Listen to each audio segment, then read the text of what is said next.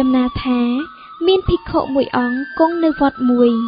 លោកគ្រូមានកូនសិស្សតែម្នាក់ឈ្មោះអាភ្លូនខលណាស់ឯលោកគ្រូនោះក៏ល្ងងណាស់ដែរគ្មានឧបាសកឧបាសិកាណាគេយកចង្ហាន់មកប្រគេនឲ្យឆាន់នោះទេភិក្ខុនោះជួបក្តីលំបាកជីពន់ពេកតែលោកមានដំរីមួយក្បាលថ្ងៃមួយ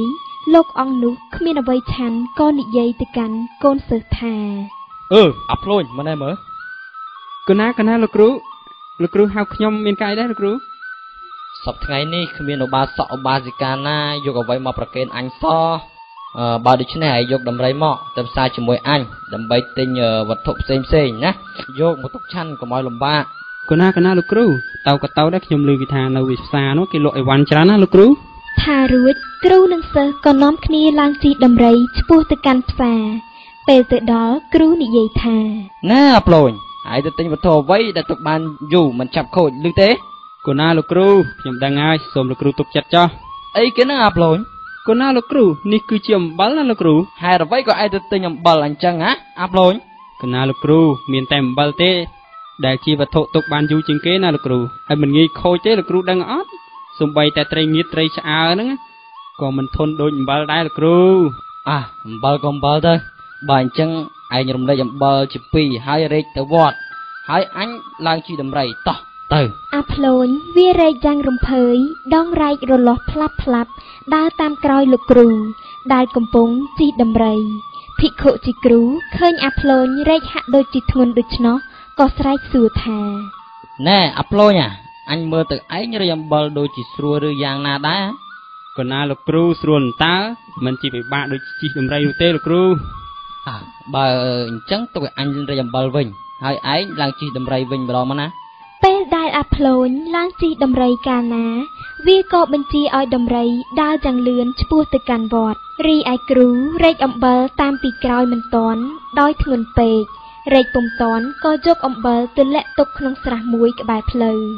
ហើយក៏ដើរទៅវត្តពេលទៅដល់និយាយនឹងកូនសិស្សរបស់ខ្លួនថាណែអាភ្លូនហើយដូចម្ដេចបានជាឯងជិះដំរីមកចោលអញយ៉ាងនេះកណាលោកគ្រូ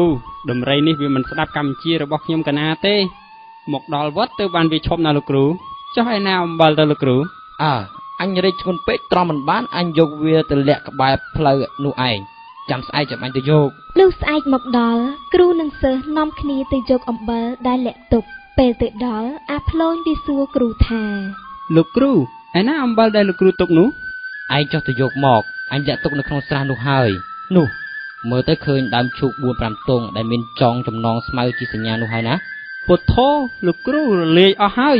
នៅលើគោកមិនដេចក៏លោកគ្រូមិនលាក់អញខ្លាចគេដើរមកឃើញនឹងណាអំបិលទិញថ្លៃផងមានតែក្នុងទឹកទេដែលគេមើលមិនឃើញលោកគ្រូនេះការុងអំបិលរលាយអស់ហើយលោកគ្រូតែនៅក្នុងការុងឃើញត្រីកញ្ចុះ2ក្បាលប្រហែលជាវាស៊ីអស់ហើយលោកគ្រូយកវាមកនេះមើលអញផ្ទះកំព្រៀងវាមួយដៃពីរដៃព្រោះហេតុតែឆោតបួសរៀនយូរឆ្នាំហើយនៅតែមិនចេះគិតវែងឆ្ងាយបណ្ដោយឲ្យសិស្សវាបោកយ៉ាងនេះបានដូចចិត្តពេលសិស្សយកត្រីកញ្ចុះមកដល់ភ្លាមដោយអំណាចចិត្តខឹងក៏យកដៃទះកំភ្លេងត្រីចំណែកឯធ្មង់ត្រីក៏មុតដៃបានក្តីចុកចាប់ឈឺពុនពេករួចស្រែកទៅកាន់កូនសិស្សថាអាភ្លូនជួយអញផងជួយដកត្រីចេញពីដៃអញអូអញឈឺណាស់ប្រយ័ត្នឡើងបាទលោកគ្រូ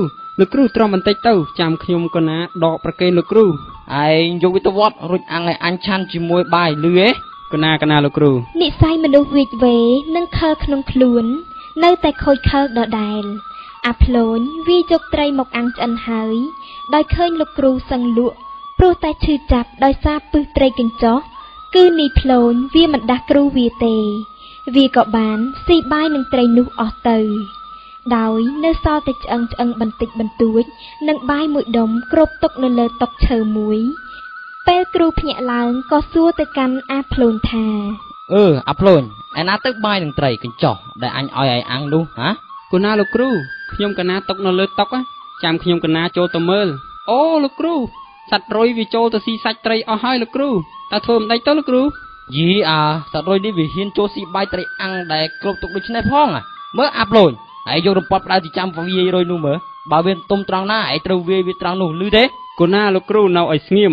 ពេលនេះរយវាទុំនៅលើច្រមុះលោកគ្រូហើយ រំពេចនោះសូរសំឡេងស្រែកលន់ឡើងខ្លាំងថា អូយជឿណាអាផ្លូន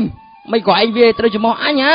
ខ្ញុំកណាគ្មានបំណងទេលោកគ្រូខ្ញុំកណាវារយទេតែវាជ្រុលទៅហើយលោកគ្រូ ឃើញឈាមហូរចេញពីច្រមុះគ្រូរបស់វាច្រើនពេកពេលនោះអាផ្លូនក៏ដាក់មេប្រូចទៅផ្ទះវាបាត់ពី3ថ្ងៃក្រោយមកគ្រូវាបានទៅហៅឲ្យវាមកវត្តវិញទោះបីជាម៉ែឪវាជំរុញឲ្យវាមកក៏ដោយព្រោះតែការខ្លាចលោកគ្រូវាក៏មិនបានមកដោយឃើញថាសិស្សមិនមកដូច្នោះគ្រូល្ងើនោះក៏តាំងសូត្រមន្តអាគមស្នេហ៍ដើម្បីបន្ទន់ចិត្តសិស្សកំហូចនោះពេលដឹងថាគ្រូសូត្រមន្តអាគមស្នេហ៍យ៉ាងនេះក៏ធ្វើជីវិលមកវិញពេលមកឃើញគ្រូកំពុងសូត្រដូច្នេះក៏បានសួរថាលោកគ្រូកំពុងធ្វើអ្វីនឹងអង្គុយពេនភ្នែនបិទភ្នែកធ្វើមាត់ជីបអូចដូច្នេះអញសូត្របាលីបំបាំងកាយនឹងណាព្រោះអញទើបនឹងចេះពីគេ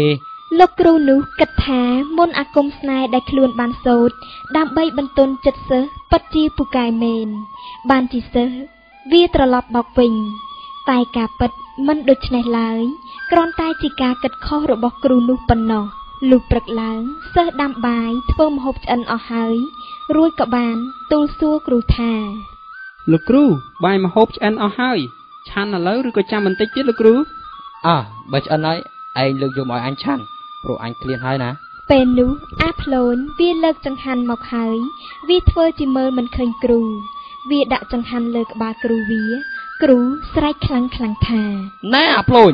ឯងមិនក៏ដាក់ថាបាយលើក្បាលអញអញ្ចឹងហ៎លោកគ្រូនៅត្រង់ណាខ្ញុំកណាមើលលោកគ្រូមិនឃើញទេខ្ញុំកណាសុំទោសលោកគ្រូព្រោះមើលមិនឃើញមែនតើលោកគ្រូសូត្រធម៌បាលីអ្វីទៅបានជាពូកែយ៉ាងនេះលោកគ្រូជឿថាពិតជាពូកែមែនព្រោះរៀនបាលីមន្តអាគមស្នេហ៍សូត្រឲ្យសិស្សមកសិស្សក៏មកមែនឥឡូវមករៀនបាលីបំបាំងកាយសិស្សមើលមិនឃើញទៀតក៏បានឆ្លើយទៅសិស្សថាអាផ្លូនហើយកុំសួរច្រើនប្រកេនចង្ហាន់អញមកពេលគ្រូឆាន់ចង្ហាន់រួចគ្រូប្រញាប់ទៅតាំងសមាធិជាបន្តទៅធ្វើឲ្យមន្តវិជ្ជារបស់លោកគ្រូបំបាំងកាយនោះកាន់តែស័ក្តិសិទ្ធិជាងនេះទៅទៀតឬទេកូនណាលោកគ្រូប្រកេនក៏ប្រកេននិមន្តឆាន់ចោះលោកគ្រូនិយាយអញ្ចឹងលោកគ្រូកាលពីព្រឹកមិញមានឧបាសកម្នាក់បាននិមន្តលោកគ្រូទៅឆាន់ចង្ហាន់នៅឯផ្ទះរបស់គាត់លោកគ្រូពេលព្រឹកនោះទៅក៏ទៅព្រោះខានឆាន់ចង្ហាន់អ្នកភូមិអ្នកស្រុកយូរហើយលោកគ្រូនិមន្តទៅស្អែកមិនបាច់ស្លៀកស្បង់ទេលោកគ្រូគ្មាននរណាមើលឃើញលោកគ្រូទេ